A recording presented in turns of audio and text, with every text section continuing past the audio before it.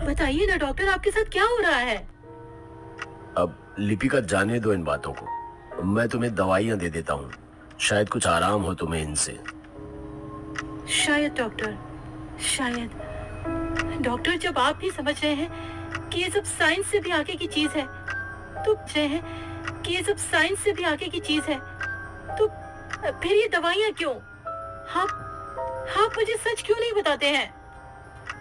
क्योंकि मेरा सच शायद तुम्हें पागलपन लगे। विश्वास रखिए डॉक, ऐसा बिल्कुल नहीं होगा।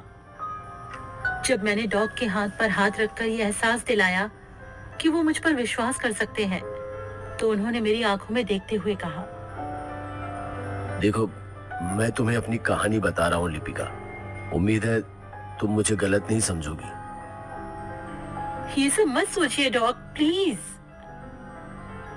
मेरे इतना कहते ही डॉक बिल्कुल मेरे पास आकर बैठ गए और मेरे हाथों को जकड़ते हुए अपनी दास्तां बयां करने लगे। मेरी तरह वो भी रातों को सो नहीं पाते थे। उनके मुताबिक हर इंसान के अंदर एक शैतान छिपा होता है, जिसके मन में लोगों को देख कुछ ना कुछ चलता रहता है।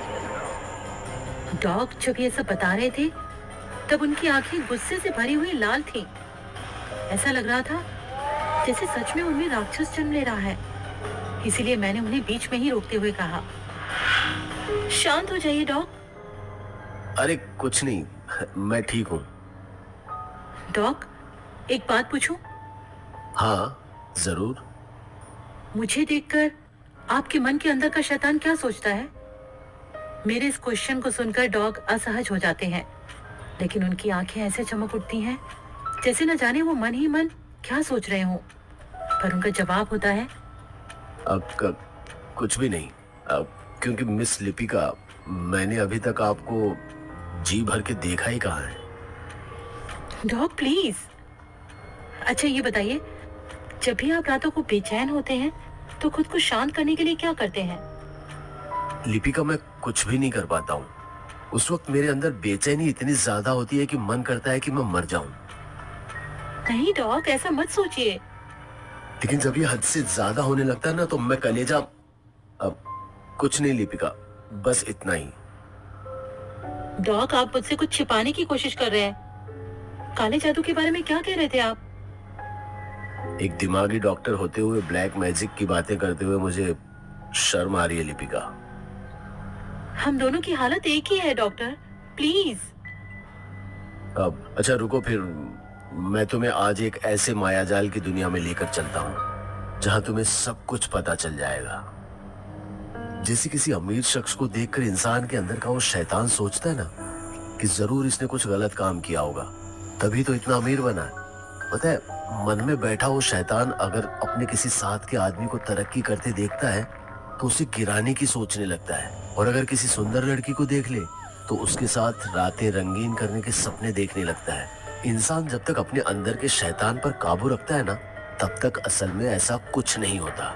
लेकिन अगर ये मन का शैतान दिमाग पर हावी हो जाए ना, तो असल जिंदगी में भी वो राक्षस बन जाता है। और मैं भी हर रात को राक्षस बन जाता हूँ अपने सपनों में, और मेरा खुद पर कोई कंट्रोल नहीं होता। और ऐसा लगता है कि मेरे सामने जो भी आएगा वो रोन दिया जाएगा, उसका अस्तित्व खत्म हो जाएगा। जीवन साथी पे बिना नंबर शेयर करे अपने मैचेस से फ्री में चैट करो and find your perfect life partner.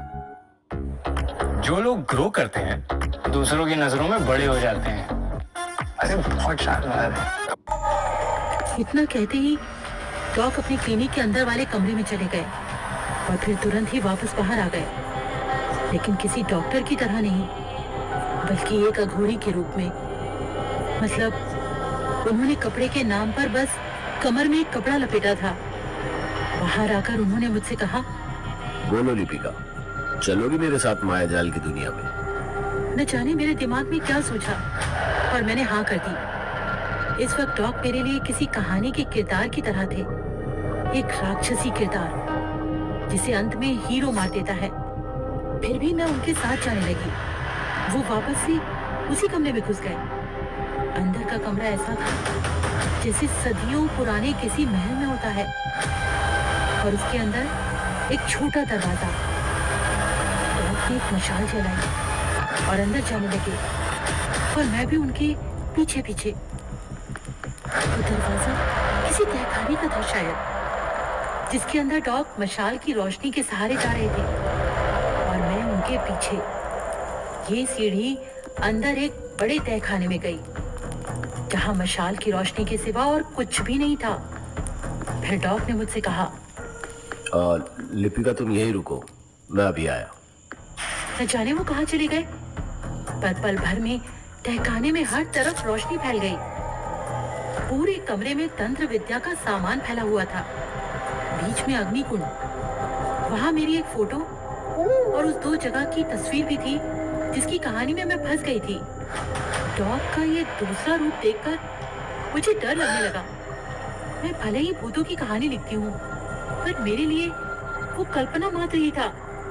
लेकिन ये सब कुछ देखकर मेरे मन में तरह तरह के सवाल उठने लगे थे कि न जाने डॉग मेरी तस्वीर के साथ यहाँ क्या कर रहे थे। मैं अपने मन में ये सब सोच ही रही थी कि तभी डॉग बोल पड़े, अपनी तस्वीर देखकर घबराओ मत लिपिका, ये बस मेरी साधना का एक भाग है। मेरी तस्वीर से कैसी साधना डॉग? मुझे लगता है मुझे यहाँ से जाना चाहिए। आज अगर चली गई ना तो तुम हमेशा हमेशा के लिए इस मायाजाल में फंस कर रह जाओगे। बस एक मौका दो और फिर तुम्हें हमेशा हमेशा के लिए मुक्ति मिल जाएगी। डॉग, मुझे कुछ ठीक नहीं लग रहा है।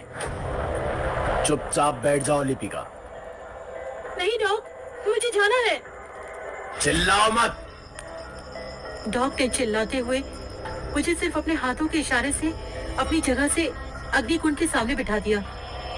उनका ये रूप देखकर मैं अंदर से सिहर गई, लेकिन मुझ पर काबू पाकर उनके चेहरे पर एक असीम मुस्कान थी। उसके बाद डॉग ने जो मुझे बताया, उसे सुनने के बाद मुझे नहीं पता था कि अब मेरे साथ क्या होने वाला है। लिपिका, एक कॉन्फ्रेंस में देखा था तुम्हें, तब से ही मैं तुम्हारा दीवाना हूँ और तुम्हें फॉलो भी करता हूँ। डॉग, ये कैसी बातें कर रहे हैं आप? लेकिन जब तुमने उस गुमनाम खत का कोई जवाब नहीं दिया, तब मैं समझ गया कि तुम ऐसे हाथ आने वाली में से नहीं हो। वो गंदे लेटर्स आपने भेजे थे मुझे? न जाने मैं यहाँ आपके पास क्यों चली आई? आई नहीं हो लिपिका, लाई गई। तुम्हारे साथ जो कुछ भी हो रहा है उसके पीछे मैं ही हूँ। तुम्हें शायद याद ना हो, पर तुम जब अपना बुक लॉन्च कर रही थी वहां भी मैं मौजूद था। बड़ी मुश्किल से मैं तुम तक पहुंच पाया था, याद है? Ma'am, I am your big fan कहते हुए बहुत मुश्किल से तुम्हारे गले लगा था और वहीं मैंने तुम्हारे सिर से बाल निकाला था। लेकिन क्यों? तुम पर काला जादू करने के लिए। क्या मांगा था मैंने तुमसे? बस एक रात ही ना, पर तुम वो भी नहीं दे सकी। लेकिन आज मेरी वो ख्वाहिश पूरी होकर रहेगी।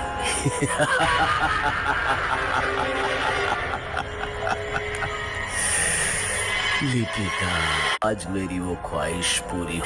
लिपिका। ये है इंडिया के आगे बताया कि पहले तो उसका प्लान बहुत सिंपल था, मुझे अपने बस में करके मेरे करीब आना। लेकिन धीरे धीरे उसे मेरी कहानियों से प्यार होने लगा और वो चाहता था कि मैं खुद एक शिकार बन जाऊं जो उसकी हवस मिटा सके। यानी एक ऐसा खतरनाक भूतिया रोल प्ले जहां वो एक ऐसा दानव है जिसे हवस की भूख हो और मैं उसकी शिकार बनूं। लेकिन मैं अपनी मर्जी से ऐसा करूं, ये पॉसिबल नहीं था। इसीलिए डॉक्टर ने मुझे मेरी ही कहानी के माया जाल में फंसाना शुरू कर दिया। ये सब शुरू उसने काले जादू के जरिए मेरे दिमाग पर काबू करने से किया, जिसकी वजह से मैं काफी मेंटली परेशान रहने लगी और ऑनलाइन साइकेट्रिस्ट ढूंढ रही थी। जहां डॉक्टर ने जानबूझकर खुद आगे आकर मुझसे बात की और मैंने उससे सेशन लेना शुरू कर दिया। इन सेशंस के दौरान ही डॉक्टर को पता लग गया कि मैं लखनऊ और मेरठ की भूतिया जगह पर स्टोरी कर रही हूँ। फिर क्या, उसने ठान ली कि अब वो मेरी कहानी के माया जाल में मुझे ही फंसाकर अपनी हवस मिटाएगा। उसने भरपूर कोशिश भी की, न जाने कैसे, पर उसने मुझे मेरी ही कहानी में फंसा दिया। लेकिन वो कुछ भी नहीं कर पाया, क्योंकि कहानी में वही हो रहा था जो मैंने लिखा था।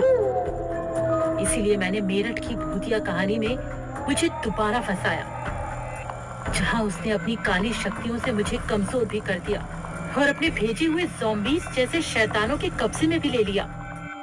लिपिका, वो ज़ॉम्बीज़ जैसे ही तुझ पर कब्जा पा लेते, उसके बाद तेरा सामना मुझसे होता और फिर मैं तेरी जवानी का रस निचोड़ लेता। लेकिन